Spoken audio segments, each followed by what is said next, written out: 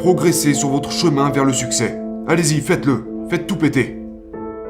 Et je vous garantis qu'un jour vous vous réveillerez avec beaucoup d'argent. Vous vous sentirez accompli et fier de vous. Et là, quelqu'un vous demandera « Comment avez-vous eu autant de succès ?» Et vous répondrez « Vous savez, je suis content que vous me posiez la question. »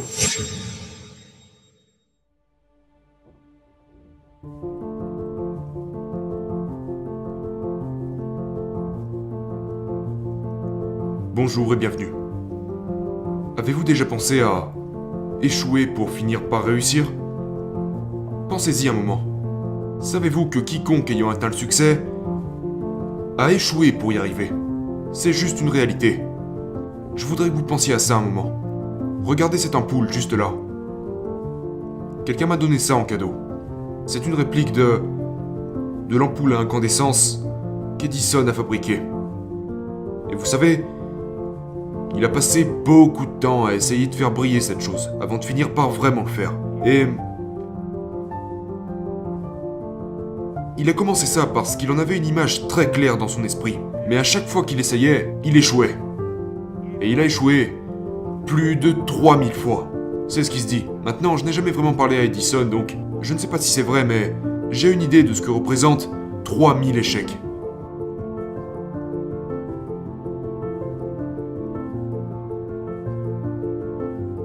Maintenant, un journaliste lui avait demandé une fois ce qu'il ressentait après avoir connu 3000 échecs. Et il a répondu « Je n'ai jamais échoué ». Il a dit « J'ai seulement gravi 3000 marches qui m'ont mené à la réussite ». Vous savez, si je devais vous raconter toutes les mauvaises histoires qui me sont arrivées pour finir par en arriver là, ça nous prendrait probablement la semaine. Et j'ai connu des périodes vraiment lamentables. Je pense que je pourrais même en pleurer à nouveau. J'ai connu tellement d'échecs que je ne pourrais même pas les énumérer. J'ai tout perdu 3 fois dans ma vie. Mais je n'ai jamais laissé cela me déranger plus que ça.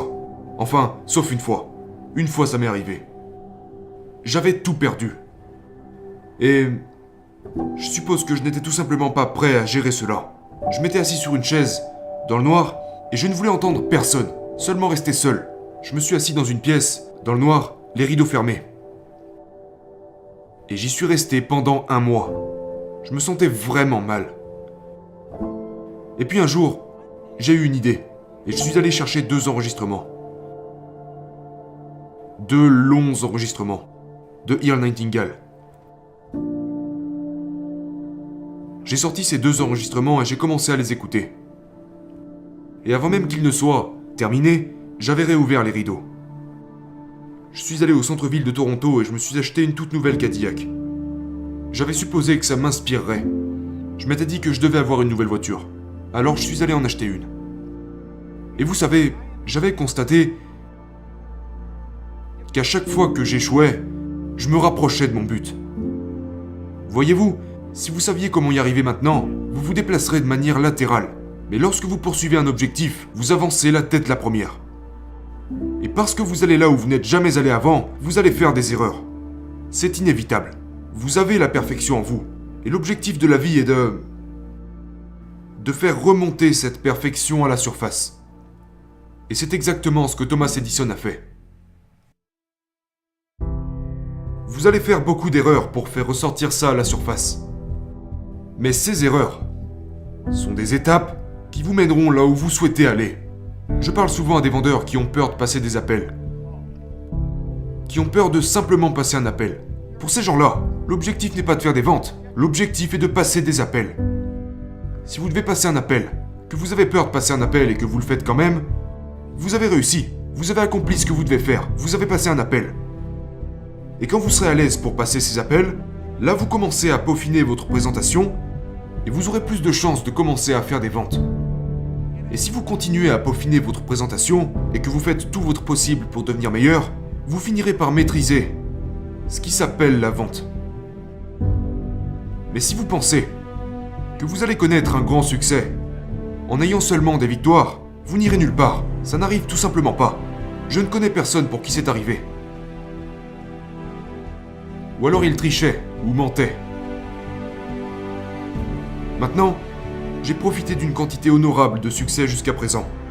Mais pas autant que j'en veux. J'ai encore des objectifs pour lesquels je n'ai aucune idée de la façon dont je vais les atteindre. Mais ce que je sais, c'est que je vais les atteindre. Et j'ai fait toutes sortes d'erreurs.